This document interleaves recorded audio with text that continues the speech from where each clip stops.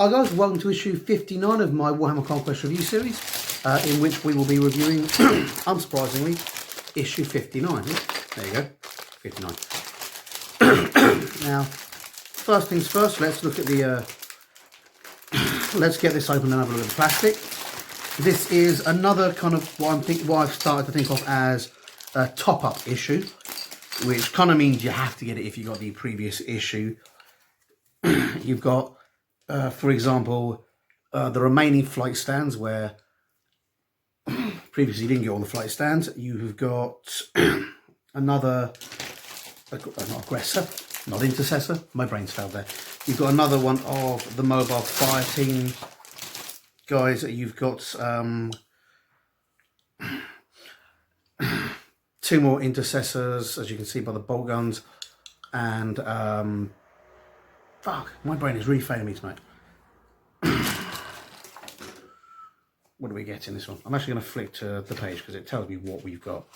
Yeah, Hellblasters and Inceptors. There we go. We've got two more Intercessors. We've got a Hellblaster and an Inceptor on this. Obviously, a little bit of a weird combo for a single sprue, but it makes sense when you think these sprues were part of the original Dark Imperium box set. Or at least that's what they're cast for.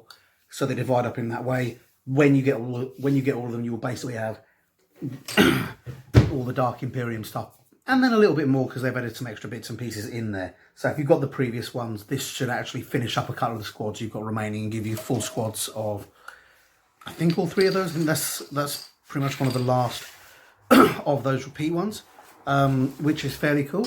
As always, fantastic quality. As always, nice deep details and everything you need to build a single pose / limited pose miniature. They are made of the beautiful plastic, so if you are inclined to muck about with them, you totally can. And if there's any confusion, it's always worth remembering all the parts are numbered, and that numbering will go with the instructions in here. Obviously, we've got three bases. We've got four bases here and one base here, which makes out with one, two, three on extra base. No, there we go. Two Hellblasters. There we go. Tell a lie. Two small bases for the Intercessors. Two small bases for the Hellblasters, and I'm pointing them out just by the weapons here, because that is the primary difference between the Intercessor and the Hellblaster, is bolter and plasma. And the large base, of course, for the for the Inceptor there with his heavy bolters, rather assault bolters. If you haven't got some of the plasma-based Inceptors, they are really cool. It is worth going out and looking at them and getting them. They're not 100% necessary. Nothing is. And what you equip your guys with really depends on what you've got to deal with on the field, and to a certain extent competitive meta. But it's worth remembering when buying models that GW are fiddling with the meta all the time to try and keep it reasonable and balanced. So don't do what a lot of players do, which is go and buy models because they're the must-have meta unit, and then complain in 3 months' time when GW realises that that unit is way too OP and nerfs it, or brings up other units to counterbalance it. GW said they're going to keep doing this. They've said the whole point of it is so that no model ends up being a Death Star unit and ends up being a unit that this is the only thing to buy and everything else is worthless. They're trying to make their whole range A, saleable, and B, fun, which is, in all fairness, a good thing for them to do. We don't want them to be going around going, here's the latest new thing, you must buy this. There's always going to be a certain level of that, but overall, if they're constantly changing it and constantly trying to fiddle with it, it's substantially better than having your army or your units or the guys you just like the look of them, like the background of, being stuck in relative uselessness and obscurity until you get an edition shift and everything changes. It's also worth knowing that this is probably what's going to keep 8th edition around for a while longer. I have no doubt that there will be a 9th edition and a 10th and an 11th and a 12th, because frankly this game's been going for decades and it's still fantastic. But I'm hoping this edition is going to have a reasonably long run, just because otherwise you end up spending a lot of money, Obviously, GW are going to bring out new units and new things and new stuff that's cool and charge you money for it. They're a business, they're a company, that's what they do. But if the fundamental edition doesn't change for too long, then you can keep playing with the books you've got. And unless you're meta chasing, you don't need to get the new books. And that's a fairly cool thing.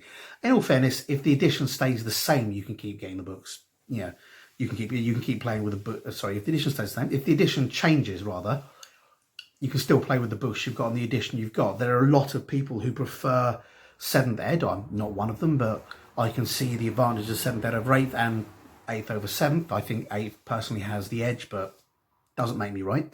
And there are a lot of people who still play 7th Ed. There are a lot of people who still play 8th edition Fantasy from when that got canned. There's even a game called 9th Age, which is just an improving and balancing of 8th edition Fantasy in an attempt to keep the large block units going. And I would imagine that there is a certain solid 7th Ed community, from what I understand as well. The 7th Ed community also finds the rules for the Heresy game to be quite nice, and a lot of them have shifted over to that, which I think is nice. I think GW are running 2 rules concurrent. So, yes, back to my original point, sorry. Yes, you're getting certain fixed loadouts, and yes, other loadouts may be better at the moment, but don't sweat it. The thing's changing all the time, and really it's about home play and fun, not about tournament meta. If you want to go tournament meta and spend hundreds and hundreds of pounds on models and thousands of pounds on models or whatever to get the absolute razor's edge list, you can't then really complain when the tournament meta gets amended. Every sport, every game has constant balancing. Whenever something new comes out, they have a constant change and constant balancing, whether it's golf or football or anything like that, cycling. Whenever somebody brings out a new piece of technology, there's always a fiddle period. If somebody completely dominates or some set dominate, there's always a look at why they dominate. Do they have an unfair advantage that needs to be taken into account? That's why golf has a handicap system. And if you want to play something competitively and you want to spend a lot of money on it, you have to accept that. And you can't just sit there and go, well, I bought a unit that makes me win automatically. It's not fair that you've changed it, because it is literally the definition of fair that they're changing it. So, as I say, enjoy the units you got. Don't sweat it if they're not the most competitive. But frankly, do go out and look at other units.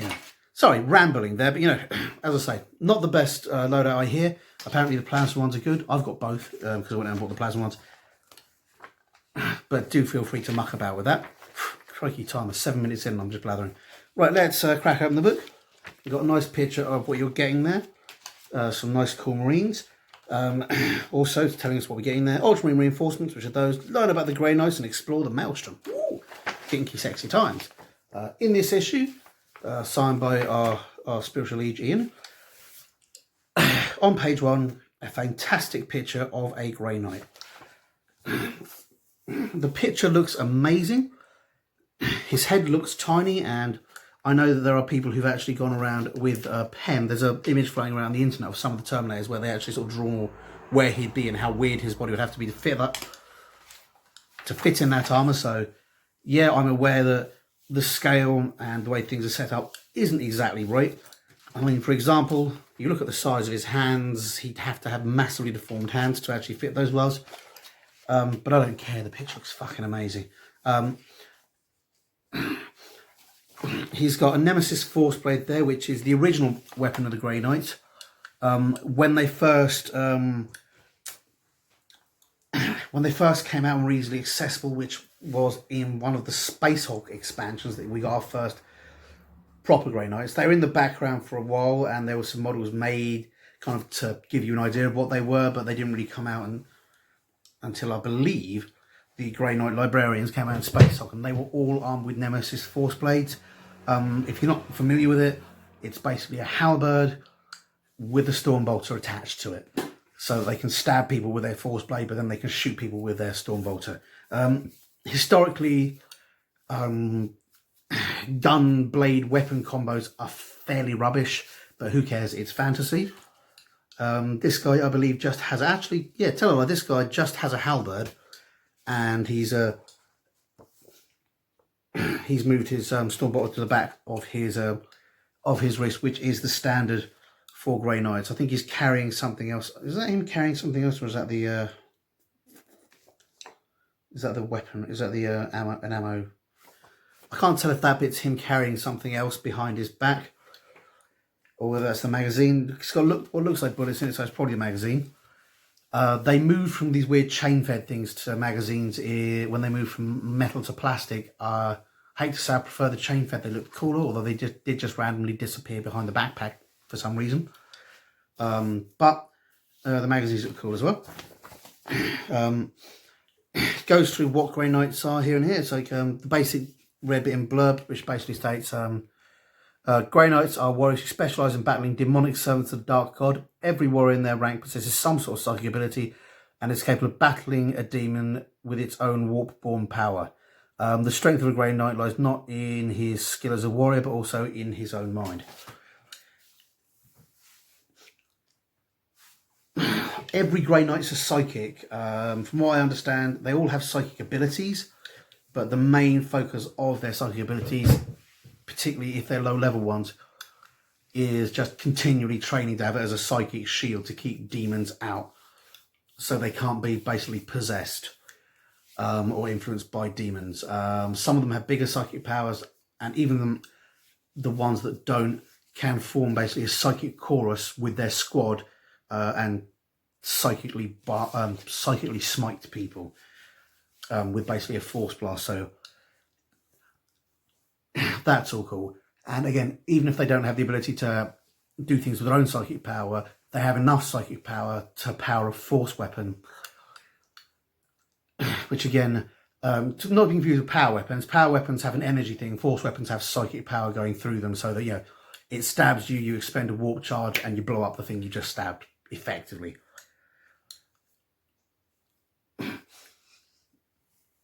Particularly potent against demons and that, because where they don't have to be ethereal, they can, to a certain extent, resist normal weapons, whereas a force weapon will cut them, whether they're warped stuff or whether they're actually material. It goes some more stuff about the Grey Knights. They're the most mysterious of all your Imperium's organisations, outside a few high-ranking Inquisitors. Few have knowledge of their existence, and even then, most of those who know of the Grey Knights are denied the full truth. Obviously, there's a little bit of weirdness in that when you start reading the books, because they turn up everywhere and smash things and stuff like that. That tends to be explained away by the fact that that grey isn't their chapter colour. They're a metallic silver grey because they basically got a unpainted marine armour. Yes, they've got Imperial Inquisitor stuff all over them, but not everyone knows what that is. Not everyone knows what the stuff means. There's millions of worlds in the galaxy, so any witnesses can be lost. Large amounts of people can be mind wiped, and most of them kind of see a general blurry or like far away guy in power armor and don't really know what they're dealing with. Although when you look at the books, you know, they tend to walk and say, "Oh, I'm a Grey Knight, remember the Inquisition?" And people go, "Oh, Grey Knight, remember the Inquisition?" So I'm not sure how it works with the background.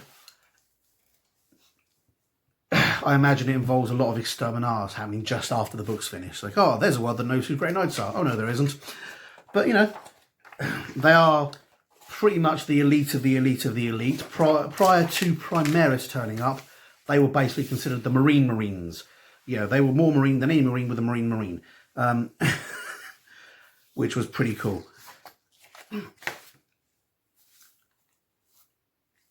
I assume Grey Knights are going to have access to the Primaris technology. Whether or not we'll get Grey Knight Primaris remains to be seen.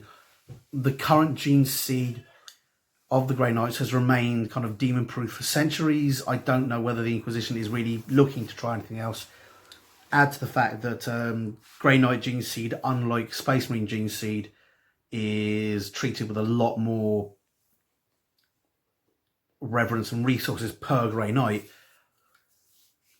They are supposed to be faster, better, stronger, have better training. Their gene seed is kept purer than normal Marines. So, yeah, there are certain sort of similarities there with the Custodies, although in effect, in actuality, a completely different thing.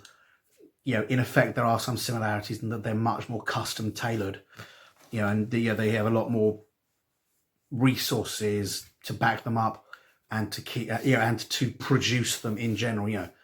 They have, they have even better indoctrinal training. They have even better weapons, and so on and so forth. So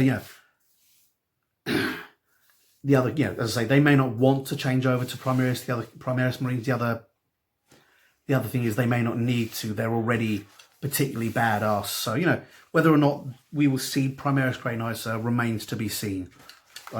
Goes on there, explains exactly where Grey Knights are. Goes on the Heraldry of Titan. Grey Knights have endured for millennia. Their chapter built upon a web of ancient traditions and oath. These sacred customs and doctrines are reflected in their weapons they use, the armour they wear, and the heraldry they bear, which has always been a bit of a weird thing. I mean, as I said, the reason their armour's grey is because it's unpainted. The reason it was unpainted was so they would have no real, you wouldn't be able to recognise them, and they wouldn't be really a chapter, more of a group of elite warriors in service of an objective. And then they've covered them in heraldry because, apparently humanity can't help itself. They use old-fashioned Crusader pattern helmets, both their power armour and their toner armour, making them look different. The Nemesis Force Halberd. Every Grey Knight carries a Force weapon attuned to his psychic will. Armour etchings. Each knight's armour is an ancient relic drawn from the chapter's armoury and has been worn by many warriors before him. Sometimes their deeds will be etched upon their power armour. And again, Stormbolter. Grey Knight Terminator armour includes wrist-mounted Stormbolters. So for someone who's kind of not meant to be recognisable, they are very unique and very recognisable, which is always a thing. You've got the Grey Knight here. You've got a bunch of white helms there, which is cool. They have a long and proud history in service of the Emperor, and they bear icons and colours of their chapter with honour. They're a few sizes more impressive than an army of Grey Knights. One can only assume impressive to nobody in a field of nothing, because nobody does see nothing, right? We've got a bunch of cool stuff here. As I said, they get access to more and weirder and cooler stuff than everybody else, because they're trusted with it. You see there, you've got the wrist-mounted ones with a massive great magazine sticking out the front, which is cool. Do we have any older Grey Knights? No, they're all the newer plastic models, which is nifty. If you can get hold of the older Grey Knights, the base model was the same, but they had chains going off their bolters to their backpacks, which I always thought looked better. But they're all still really cool. And again, you can see massive force weapons because, well, frankly, because they need them. Their bolter shells are apparently all etched with symbols to allow them to damage demons. But a lot, because, demons a lot of the time fight hand-to-hand anyway. If you look at the demon army, it's very hand-to-hand based, very assault and close combat based. And B, as I said, the psychic force weapon is kind of the ultimate weapon against the demon because it can hurt it regardless.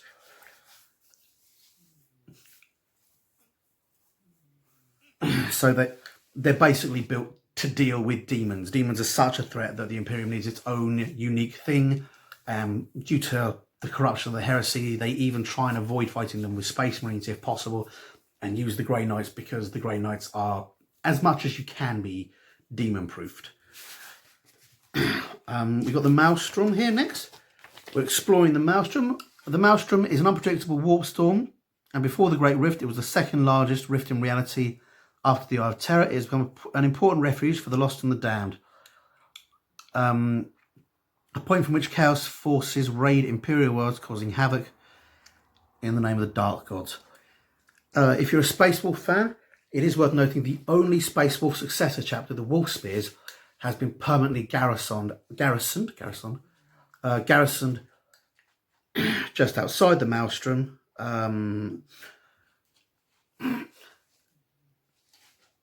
With a holy duty to fight anything terrible that comes from there. It's a warp rift of colossal size, so unpredictable is the area around this warp rift that the Imperium has been unable to establish control of the area. It has long been home to all manner of traitors and renegades. So it's basically going through and telling you important things in the Eye of Terror and around the Eye of Terror.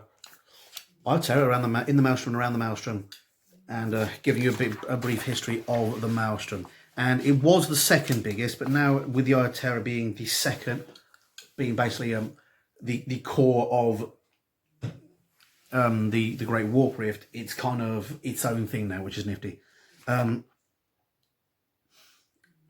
Maelstrom was always known for its unpredictability. Unlike the Eye of Terror, which was relatively stable until the Great Rift, the Maelstrom constantly shifts in size and shape.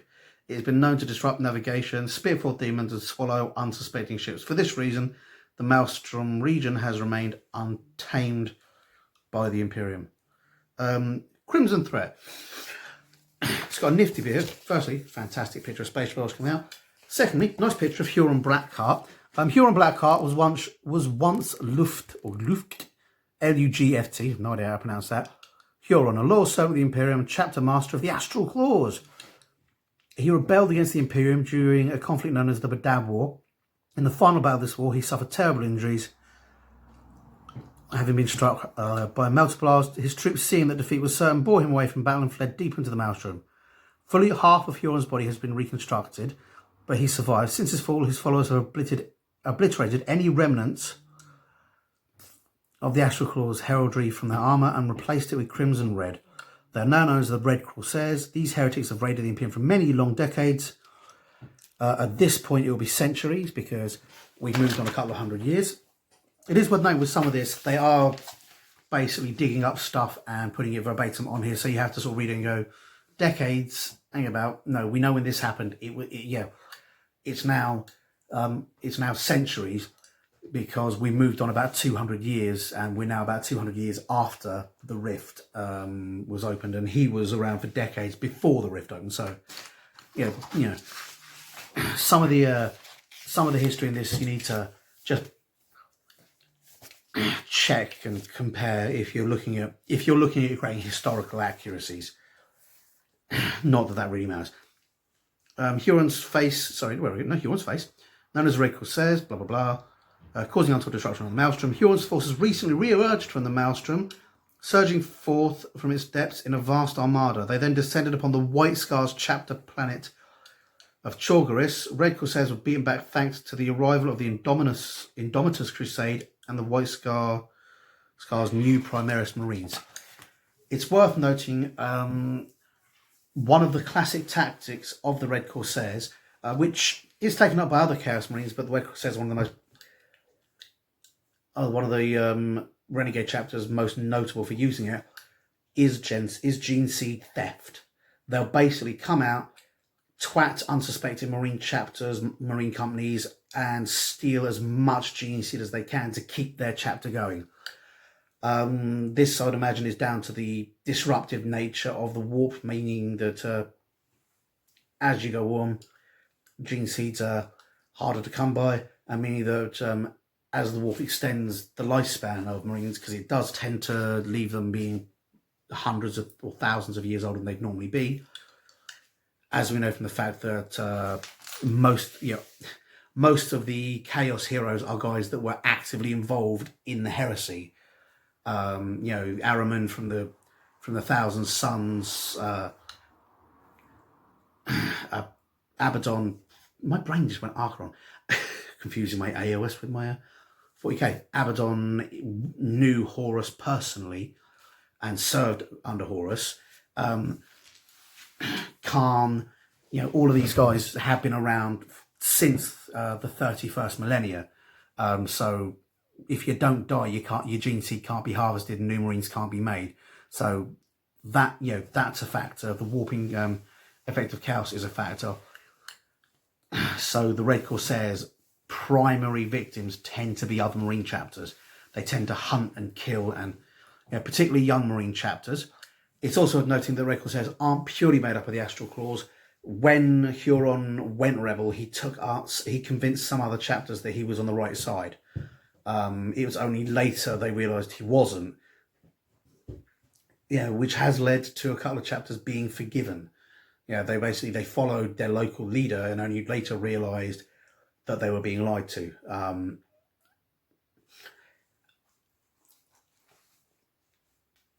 The Red Corsairs are one of my favourites because they're a later chapter that went Renegade.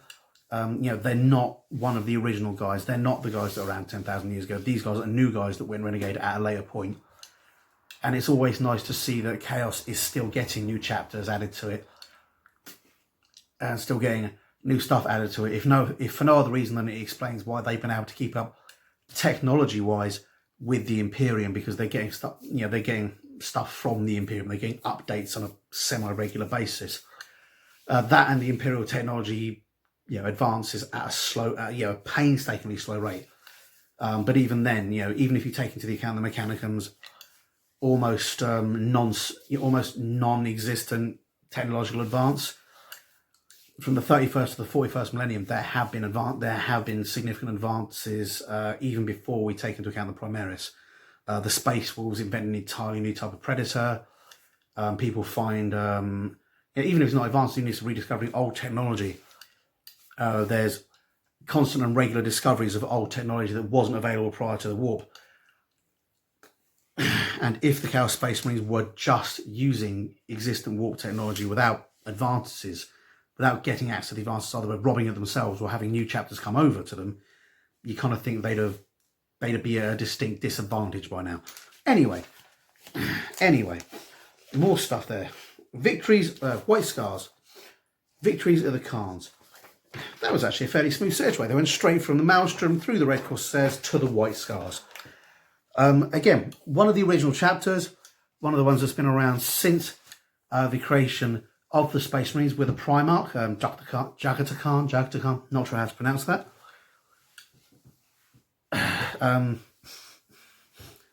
Khan means warrior, apparently. If anybody's interested, Temujin Khan is the original name of Genghis Khan. Sorry, plug coming out there. He renamed himself Genghis Khan because it means perfect warrior. And considering how massively successful, not that much of a boast really. But we get Jagata Khan as the Primaris of the White Scars. It's got another brief background of who they are. Since the days of the first founding, the White Scars have amassed a lengthy roll call of triumphs across the galaxy. Few enemies can escape their wrath. The spiked walls of Quanzhou, their fortress monastery, along with the skulls of those been defeated by the White Scars.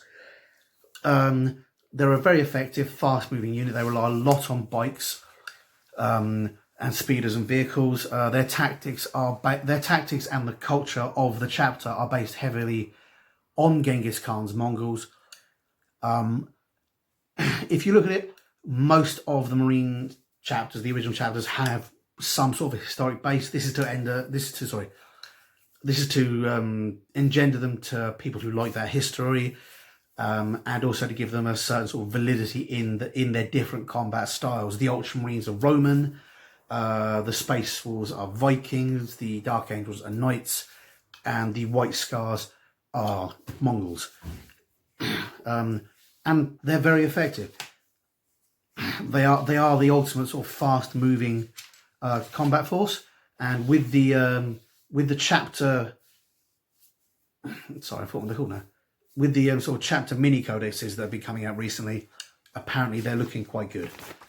We can see again, this has been going down. This has been done the same way as all the chapter introductions and explanations so far. It's a basic timeline going 1, 2, 3, and then 4, 5, starting right at the beginning. Where are we? Let's go. The dawn of the Imperium and the Great Crusade, and ending up with the fall of the Great Khan, seeking revenge for the attack on Kogoris. The Great Khan Jubal leads an attack upon Seethnar, the vast space station seized by Huron. So it goes from when the chapter first started to their most recent cool thing. A lot of people avoid painting White Scars and avoid playing White Scars rather, because painting white is a nightmare. Airbrushes are your friend, and realizing that you want to be sort of painting grey and then lighting up from there can also be your friend. There are ways of painting white. There's some being put out there by GW. There's some being put out there. Well, there's a hell of a lot of really talented painters out there. I mean, I think I'm a good painter, but there are guys there who just put me to shame. So if you want to play the White Scars, do play them. They're an amazing chapter. They've got some amazing history, some amazing heraldry, and they've got a very, very distinctive look on the battlefield that really nobody else has, because the white is a very striking and the red is a very dominant colour, and in combination, they're very hard to miss. And if you're struggling to paint them, which if you're anything other than a really good painter, you probably will be, look at the internet videos out there. There are loads of them. It is a lot easier to paint white than it appears once you kind of stop trying to paint it actually white. You kind of go off-white and light greys and then build up. It's like painting pure black. Painting white or black, the far ends of the spectrum are more difficult because it's much harder to shadow down white without being grey, or highlight black without being grey. At which point you kind of change the colour. So but don't be afraid. Check out the internet. Loads of cool stuff there. Okay, Space Marine reinforcements. We've got the how-to guide here. Basically telling you how you stick that together. Here's our safety build thing in case you lose your arm to a pair of clippers. They go together essentially one way. They do have some variants. As you can see, the head moves. The gun can be put up like that or down like that. That's why I always refer to them as limited sculpt rather than single sculpt, because it isn't a single sculpt. You have got some variants, but not very much. It's usually just enough that you can get each of your Marines looking different in a 10-man squad, which is all you can really expect from them. The old Marines are fully modular, so you could have 100 Marines in a chapter, no one looking alike, which is awesome in and of itself. But you did end up with some weird combos, like dual firing bolters and weird stuff like that. But I personally think the sacrifice of customization for the improvement of the look is kind of worth it. But again, as I said previously, made from a nice, sometimes Tourette's makes my tongue go blah from side to side in my mouth. Makes it very hard to talk. The plastic is standard GW plastic. A little more brittle, as we've discussed on previous episodes with this colour plastic, but still incredibly carvable, incredibly malleable. You can even heat it up with a lighter and bend it if you really want to, though I wouldn't recommend it. It tends to make it look weird, and there's always the risk of burning or damaging your model. So if you but customize these guys if you want to. You are not stuck with just that one pose if you really don't want it. You've got these guys building your Inceptor. You've got your flight stands, which are awful as far as I'm concerned. The plastic is tough, and frankly the contact point is slim. If you just got them on a set of shelves, they're actually fine. But the problem comes when you try and move them. The contact point isn't strong enough, I tend to find. And these are quite spindly as well. So I've been looking at other ways of doing it. Check out the internet. There are loads of other options. I've been putting pins in mine, but again, you've still got a very fine point. So even if you put a pin in there, you often risk this snapping. So do be careful. As I say, some people have been magnetising them, which seems to be a fairly decent cheat. But again, check out options. Another one of the options I've seen a lot of people do is use stuffing from pillows and paint it to look like flames, and then literally use a thick, make it to look, paint it to look like flames. And what they've done is they've gotten a thick metal rod about the thickness of one of these holes, inserted inside holes nicely, bent it, covered it in this pillowing material, painted it to look like flames, and then drilled it and pinned it into the Marine itself. So you've got kind of a piece of metal, kind of the thickness of an old-fashioned coat hanger. And brass rods and steel rods are available from most model shops, or there are some thin ones available from B&Q. And where it's covered up with a flame, you can make quite a large hole, or 2, and you can have the Marine sort of held by something a little bit firmer than this.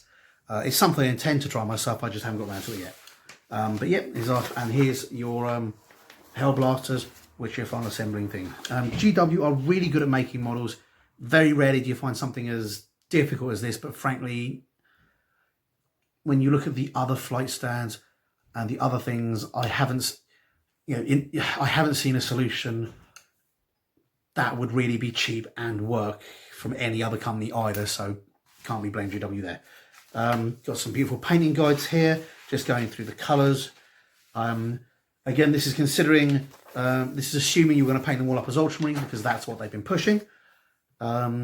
If you have started painting them as Ultramarines, as long as you've kept to their instructions of keeping your paints thin, it isn't actually that difficult just to paint over them with another colour. If you started off as Ultramarines and you've seen one of the other chapters they told you about and you've gone, oh, I want to do this, you can usually base coat over it with black or with white, and then start again without losing too much. Don't be afraid of that.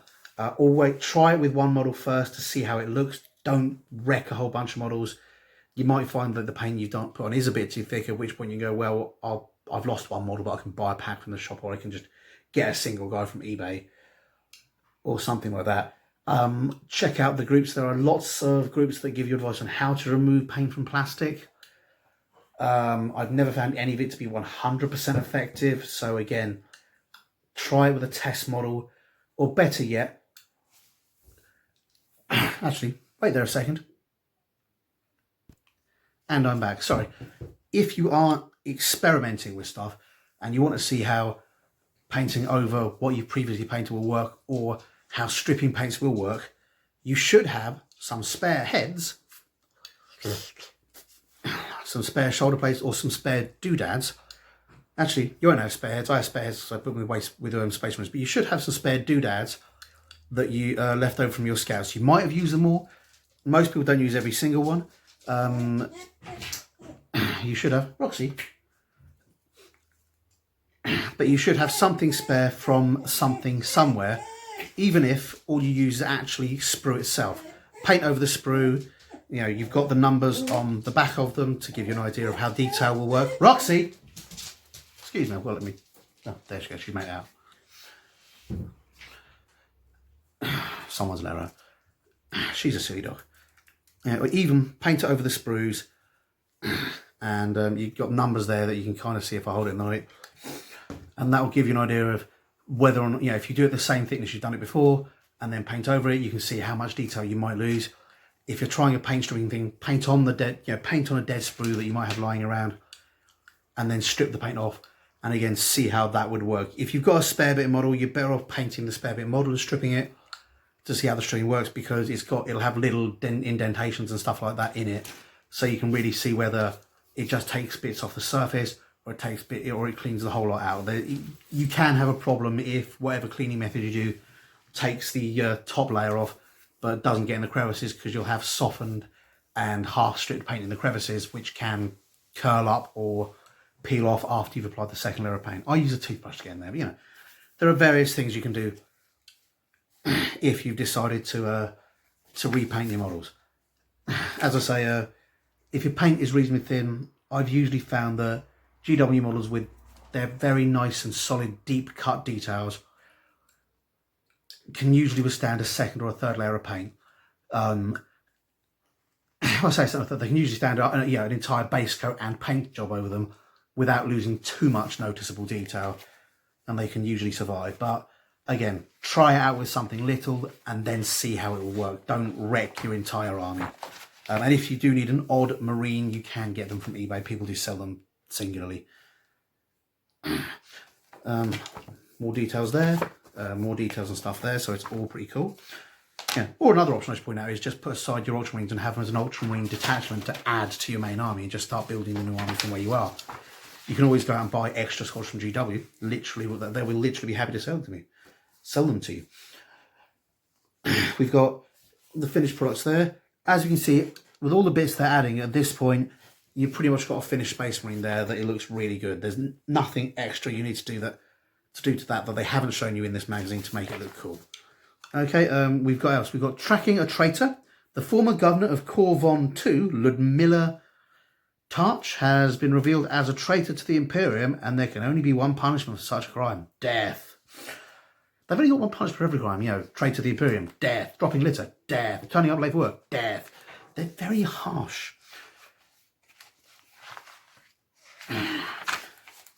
So you've got a nice bit of backstory there, which leads you into the next mission. This one's data extraction. The Space Marines are raiding cultist position in the hope of collecting valuable intelligence on the Death Guard's activities and the possible location of Ludmilla Tarch. They do like to go for odd old names.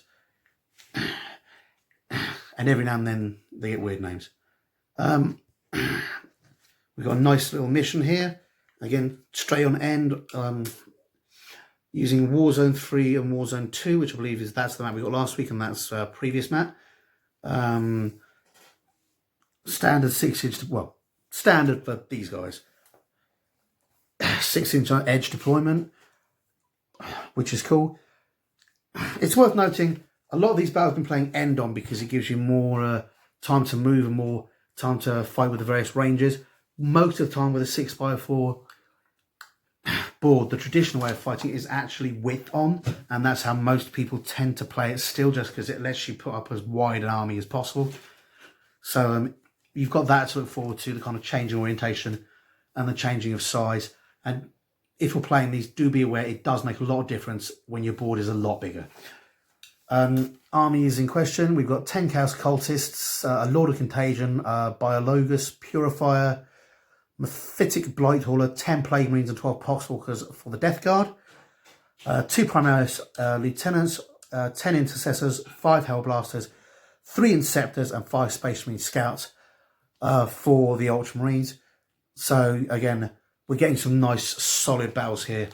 No doubt they'll go back to some smaller ones when some of the newer weirder units come out, or when some of the newer bits we haven't yet got come out. But we only have, what, we're on 59, so we've got 23, it was 82 I think they're going for. We've got 21 to 23 issues left. I swear it was 80, but my brain is just tired. Working a new job, just getting used to the new hours. So yeah, you've got a cool thing there. And on the back, issue 61, the war for Corvon 2 will be decided. The assault on Jorgengast, or Jorgengast. I'm assuming Jorgengast. Whenever they put a J, they tend to go with a Norwegian spelling. Norwegian spelling? They tend to go with the Viking pronunciation, which is Jörgen and Jörgien, stuff like that. So you've got another new battle map, and more terrain and more missions. So we can look forward to another battle map to fit with all our battle mats. I am really tempted to try and build something 6x4 with all these battle mats, but as it is, they're just really cool. The fate of Corvin hangs in the balance. Again, that's in line with the fact we are on kind of the final leg, the last 20 odd issues. So it'll be interesting to see what happens here.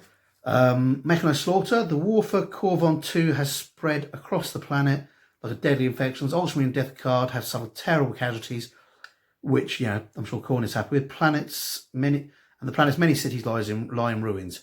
The battle for Corvon 2 has moved from the corrupt city of Kalon to the industrial spaceports and the mechanized storage facilities of Jorgengast. Amidst metallic walkways, towering cranes and rumbling industrial machinery, the sound of bonfire fills the air. So more Mechanicum stuff. I think that's based on primarily, more sort of like Mechanicum scenery in that, which I think is based primarily on the fact that it's some of the more modern scenery to come out. They produced a lot of it. They can get rid of any spare with this, and it does look like some of the best scenery. It is some of the best looking scenery they've ever produced. It is really big, really strong, and really, really robust. So yeah, I can see why that's the scenery they're choosing to go with. Here we've got little counters to cut out. As always, I tend to recommend sticking them on some cardboard just to give them a little more long life. Or if you've got spare bases, it is worth noting that they are about the size, if not a little bit smaller than bases. So if I cover it with the other area, you should be able to see that if you've got spare bases, you can mount those on bases and use the bases to keep them strong. It's always fun to keep counters like this, because whilst a lot of the default missions can end up being, well, the default way people play can end up being total annihilation, where you just smash against each other because it's quick and it's easy and you don't have to think about it. It's a lot of fun to play these weird missions as well. Okay, and let's turn to the rear page. The very last, the back cover. Your next conquest will be getting a bunch more reinforcements. You've got some Poxwalkers there, and another Death Guard with a plasma gun to upgrade your Death Guard. So some nice reinforcements for the Death Guard there, which hopefully will expand it, will expand the battles even more. And then you've got a bunch of this stuff. These things, it's quite clearly states that are objectives. The idea is they're small things that you can use, and you say, okay, instead of sort of having a dice that says objective 1, you write down a bit of paper and you say, the ammo boxes are objective 1, the reliquarium is objective 2, and it makes it, or it keeps what's known as the willing suspension of disbelief going. You can kind of think, you can go pew pew, you can kind of get your mindset right in there. If I go through what we've got here, issue 60 next week, Poxwalkers Arise, learn about Chaos Knights, the final battle for Kalon, which means I would imagine in issue 61 they'll be bringing it to a new world, which will be awesome. If you don't know what Knights are, they're massive Imperial war machines. Chaos ones are the bad guys. They're run kind of by the Mechanicum, but they're so old that... sorry, my wife dealing with the kids in the background. I better go and help her in a minute. They're so old that they tend to actually run as independent things, and the Mechanicum respects that. Then you've got issue 61, Imperial Objectives, learn about the Thousand Suns, and play on your new battle mat. So it looks like we're getting a new battle mat in issue 61 maybe, or we're playing on the new battle mat we got from last issue, not sure which. So that'll be cool. It says playing your new battle mat, and it's saying there's a new battle mat coming, so I'll kind of assume the new battle mat's coming there, but maybe it means the one we got last week, because I think I'm pretty sure that's the one we're using now, Warzone 3, but it might not be. Bear with me, just gonna have a look. Oh, that'd be nuts. So these absolutely get old, everything starts to break. Boom.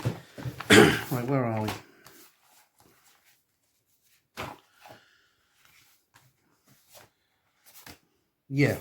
Battle Mat number 3, that's what we're playing on next week. Got Battle Mat number 1, which is that bunny, Battle Mat number 2, which is that bunny, and then Battle number 3, which is that bunny. And this weird thing, which came with the new Age of Sigmar thing. Depending on when the right comes out will really depend on whether or not I choose to follow the Age of Sigmar one. I don't really play Age of Sigmar, but it would make a terrific web series. So, and I've kind of been trying to get into it for a while, but I'm not sure I like either of the forces they're presenting. I got a bunch of the Death Guard of the Death Guys they're selling, but they're so delicate, and I'm so ham-fisted when I'm moving models about, and delicate when playing them, ham-fisted when moving them. But anyway, play with new battle mat, which is the snow one, the snow effect one. They're advertising this. I assume snow effect. It's very grey, so either it's astrogranite or snow. Can't really tell from that picture. So play with new battle mat, learn about the Thousand Suns and Imperial Objectives. Here are your objectives. Some of this stuff, like that one and these ones, are fairly new. Those ones we've already got some of, and those ones are possibly one of the oldest pieces of scenery. One of the oldest pieces of scenery about. I'm pretty sure they were 5th ed or 4th ed. When they first started doing bits of plastic scenery. Prior to that, they'd done a lot of cool cardboard scenery, or they'd just gone in GWs and told you how to make your own Pringle. There were so many bits on how to make scenery from strangely tubular packaging you found that Pringles should have been paying GW royalties, frankly. The amount of towers that were Pringles towers. And if you buy Pringles stuff, if you buy anything that's a tube, like I bought this for my model, keep it. They make amazing scenery. They're structurally sound. I mean, that squishes like that, and that's thin plastic. Yeah, tubes are your friend when making dodgy scenery. So you've got all that. And the Thousand Suns are, again, there I don't think there are any not cool Space Marine chapters from the original foundings. The Thousand Suns are the Zentian chapter in the way that Death Guard are the Nurgle chapter and World Eaters are the Khorne chapter. There are loads of other chapters, but they're the base ones that went corrupt. If you get a chance to read Prospero Bones, it explains how they went corrupt. It's really quite fascinating and leaves a lot of interesting questions going. Again, in line with a lot of the other base Marines where they were based on historical things, the Thousand Suns draw heavily from Egyptian lore, but they also draw heavily from things like the Golden Dawn, and not the terrorist organisation, because apparently there's one, but there was an organisation of kind of like mystics in the 1800s that called themselves the Golden Dawn. There were loads of weird things, the Thule Occult Society and stuff like that, which was a real occult society, although in all fairness, it was mostly about being Nazis rather than being a cult.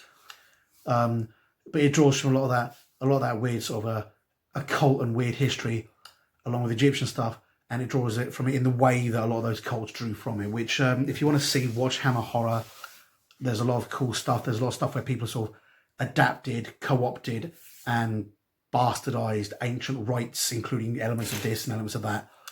And whilst again, they mostly draw from Egyptian stuff, it is and this goes the same for almost all the stuff they've drawn on and all the cultural things. It is a weird sci-fi version of that culture, and really shouldn't be taken to be their culture in any way, shape or form. They handle it reasonably respectfully, as they do with every culture, mostly because they're pretty much glorifying every culture that they're using. But yeah, they're a great chapter. There's a lot of cool stuff about them, including the fact that most of their Marines are in fact just swirls of dust occupying armor at this point, thanks to a lovely man called Araman and his rubric. So yeah, that'll be a very interesting episode in 2 weeks' time, and hopefully a very interesting episode next week. I've just got to go and get the prize for last week's prize draw. So again, I'm just going to pause it and I'll be right back. Sorry. Sorry. Twitchy yawn Twitch. Tourette's is so much fun. Anyway, last week I put up a prize to win the attack bike because, again, I'm just collecting the Primaris, not collecting the standard Marines. I decided to do this separate from the main bikes just because I didn't want to be sending too much to one guy. Which brings me to another point I'll mention in a second. These are going to actually brings another point I'll mention next week when I do another prize draw, because it doesn't matter now. These guys will be going to Darren Hackney. I think Darren Hackney. Bear with me, I've just got to double check that. Yeah, sorry about that.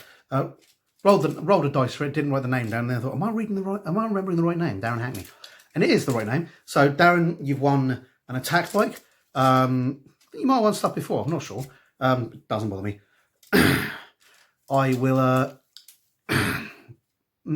post a comment on the message below in the original video and get you to send me your address.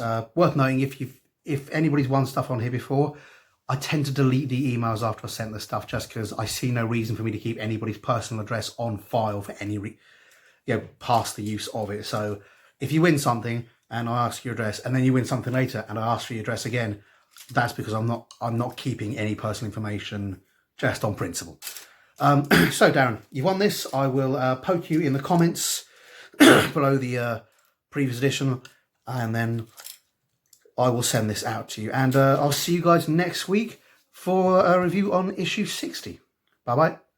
Hi guys, hope you enjoyed that video, and if you did, remember to like and subscribe to my channel. I'm also on Facebook and Twitter. Not sure why, but I am. So if you like it, see me there, and please tell your friends. Thanks very much. Bye.